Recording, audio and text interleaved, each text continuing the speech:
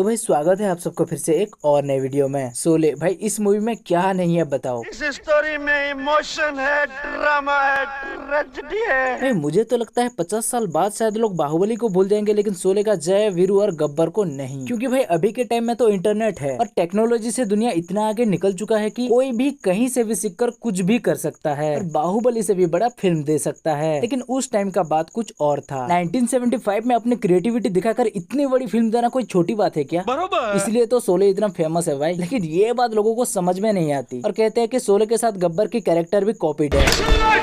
अरे अरे भाई आप शांत हो जाओ। मैं यहाँ से 50-50 कोस दूर गाँव, जब बच्चा रात को रोता है माँ कहती है कि बेटा सो जा वरना गब्बर आ जाएगा, है ना? सुना? अरे हाँ हाँ हाँ भाई सब सुन लिए। वो तो बस ये 3 बंदे इंटरनेट से कुछ भी रिसर्च करके आपके कैरेक्टर को कॉपीड बोल रहे थे। ये 3 हरामजादे ये गब्बर सिंह का नाम पूरा मिट्टी में मिला दे। आप टेंशन मत लो भाई, मैं इनको समझा देता हूँ। आप जाओ और महबूबा महबूबा गाना सुनो, मैं यहाँ संभाल लेता हूँ। महबूबा महबूबा। तो देख रहे हो गब्बर जी गुस्सा हो गए। वो तो मेरे वजह से आप सब बच गए, नहीं तो गब्बर जी नमक के साथ गोली भी खिलाते। इसलिए शांत रहो, ठीक है? लेकिन भाई ये तो मैंने भी सुना है कि शोले के साथ उसका गाने भी इंस्पायर्ड होकर बनी है। तो क्या ये सच है या झूठ? चलो आज के ये वीडियो में पता लगा ही लेते हैं। तो देरी किस बात की, चलो फिर वीडियो को स्टार्ट करते हैं।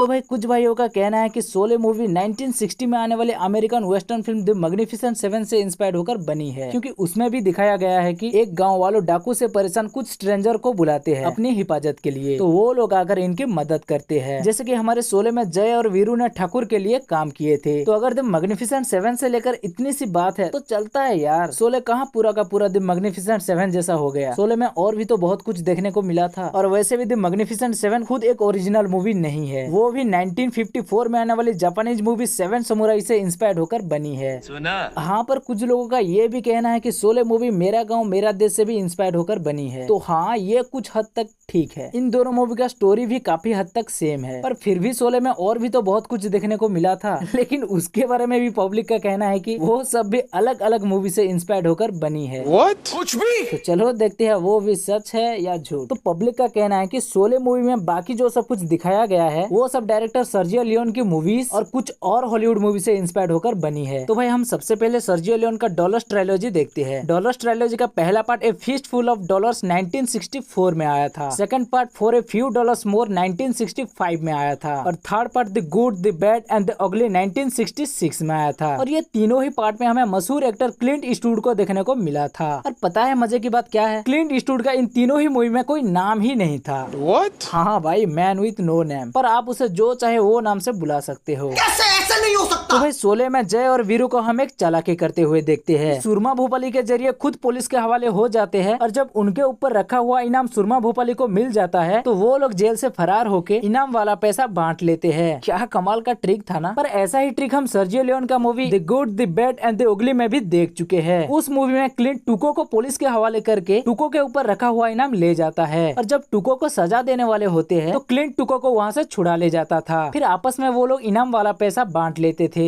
ऐसा ये दोनों अलग अलग शहरों में जाकर बहुत बार किया है। अच्छा। अब शोले में जो जय और वीरू जेल में जेलर का जासूस हरिराम नाई को वहाँ से भागने का प्लान सुनाने की नाटक करते हैं तो हरिराम किसी का दाढ़ी बनाना छोड़ के वहाँ से चला जाता है जेलर को खबर देने के लिए, जिसके बाद हम उस बंदा का आधा अधूरा मूंछ देखते हैं। ऐसा ही कुछ for a few dollars more में भी देखने को मिला था, पर यहाँ दाढ़ी बनाने वाला नहीं, दाढ़ी बनवाने वाला वहाँ से उठकर चला आता है। अब भाई शोले में बसंती का आम तोड़ने वाला सीन, ऐसा ही गोली से आम तोड़ने वाला सीन हमें for a few dollars more में भी देखने को मिला था।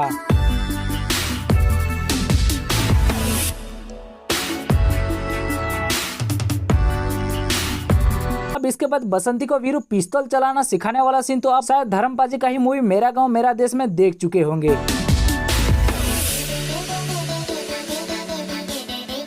अब भाई गब्बर का खाली बंदूक और हंसी वाला सीन, ऐसा ही कुछ हम for a few dollars more में भी देख चुके हैं, पर दो अलग अलग जगह पर। गोली खा।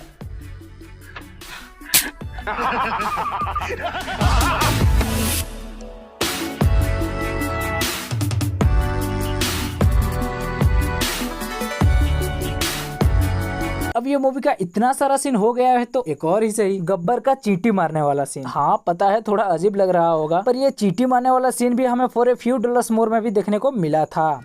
हमको रात अब भाई सर्जियो लियोन की डॉलर्स ट्रायलॉजी का ये तो हो गया सेकंड पार्ट और थर्ड पार्ट की बात। अब डॉलर्स ट्रायलॉजी का पहला पार्ट में से शोले में ज्यादा कुछ देखने को तो नहीं मिला था। बस एक सीन है जहाँ जय रामलाल को राधा के बारे में पूछता है, पर रामलाल कुछ भी नहीं बताता। ऐसा ही कुछ हमें ए फिशफुल ऑफ डॉलर्स में भी देखने को मिला था। क्लिंट ईस्टवुड इन भाई साहब को वो लड़की के बारे में पूछते हैं, तो ये भाई साहब उसके नाम बता के उसके बारे में भूल जाने को कहते हैं। ठीक है, अगर मान भी लिया कि ये सारी मूवी में से शोले थोड़ा बहुत इंस्पायर होकर बनी है, तो क्या ये लोग इंस्पायर होकर मूवी नहीं बनाते? अरे भाई सर्जियो लियोन की फिशफुल ऑफ डॉलर्स मूवी 1961 में आने वाली योजिम्बो मूवी से इंस्पायर्ड होकर बनी है।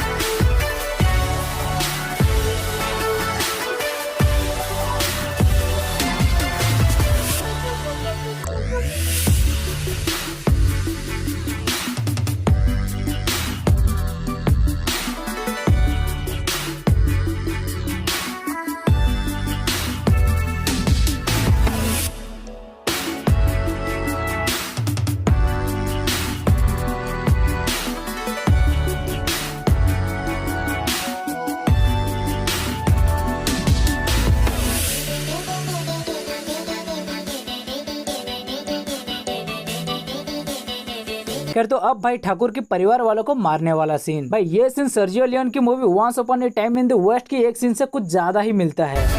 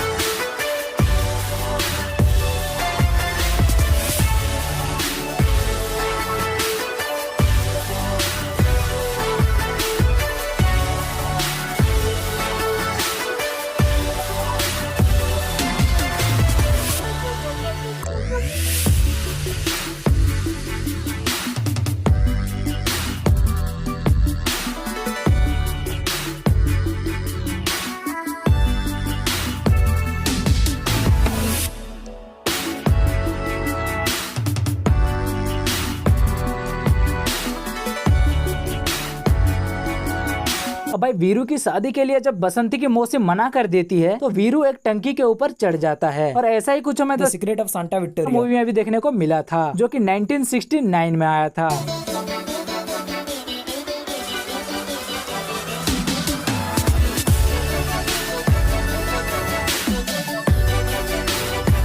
इतना सन्नाटा क्यों है भाई? हाँ, ये सीन को शायद कोई नहीं भूला होगा। अंधा चाचा जब अपना बेटे का लाश को पाते हैं, ऐसा ही कुछ हमें टाउन कॉल्ड हेल मूवी में भी देखने को मिला था, जो कि 1971 में आया था।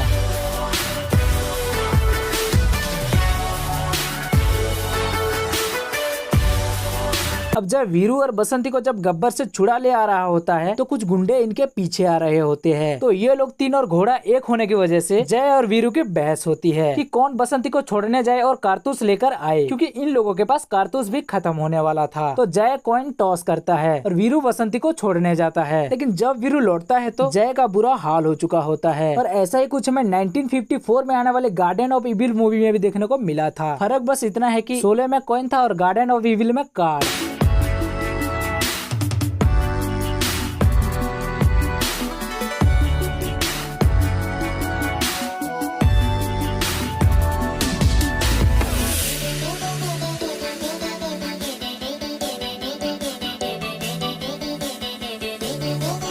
इसके अलावा ट्रेन के रोवरी वाला सीन के बारे में भी कहा जाता है कि नॉर्थ वेस्ट फ्रंटियर मूवी से इंस्पायर्ड होकर बनी है, लेकिन हाँ थोड़ा बहुत सिमिलर है पर इतना भी नहीं, इसलिए मैंने ये सीन को ऐड नहीं किया। तो भाई अब बारी है शोले की सॉन्ग्स की। महबूबा महबूबा और हाँ जब तक है जान सॉन्ग असल में इंस्पायर्ड होकर बनी है। ऑडियो तो मैं प्ले नहीं कर सकता, डिस्क्रिप्शन में लिंक है, आप चाहो तो सुन सकते हो। तो भाई इतना सब देखने के बाद लगता तो है कि शोले कहीं ना कहीं थोड़ा बहुत तो इंस्पायर्ड होकर बनी है। और अगर हम थोड़ा और डीप जाए तो सर्जियो लियोन का मूवीज में से ही ठाकुर, जय, वीरू, गब्बर और राधा का कैरेक्टर भी इंस्पायर लगता है। लेकिन क्या फर्क पड़ता है यार, इतना अच्छा मूवी जो हमको मिला, ये बड़ी अच्छी बात है। अब भाई आपके बारे कमेंट करके बताओ आपको इसके बारे में क्या लगा। अगर वीडियो अच्छी लगी हो तो वीडियो को लाइक करके अपने दोस्तों के साथ शेयर करो, और चैनल को सब्सक्राइब नहीं किया है तो भाई सब्सक्राइब कर लो।